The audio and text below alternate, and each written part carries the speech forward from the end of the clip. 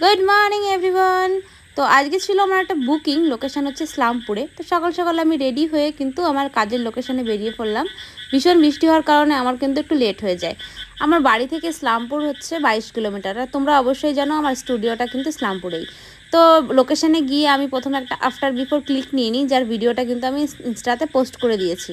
দিদির কাছে জিজ্ঞাসা করলাম, দিদি তুমি কেমন মেহেন্দি পরবে? দিদির কোনো ডিমান্ড নেই, বলেছে তুমি যেমন পরিয়ে দেবে আমি তাতেই খুশি, তোমার কাজ আমার এমনি ভালো লাগে। সত্যি এরকম ক্লায়েন্ট পেলে আর এরকম রিভিউ পেলে কিন্তু সত্যি মনটা ভীষণ ভালো হয়ে যায়। কাজে আসার সঙ্গে সঙ্গে কাকুমনির বলা হয়ে গেছে আজকের লাঞ্চটা কিন্তু তোমরা আমাদের সঙ্গেই করবে। সত্যি কথা বলতে কিছু কিছু মানুষের বাড়ি কাজে আসলে টায়ার্ডনেসটা আসে না। কাজ শেষ হওয়ার পরে আমি সুন্দর সুন্দর কিছু ক্লিপ নিই, যেটা ইনস্টাতে শেয়ার করা হয়েছে।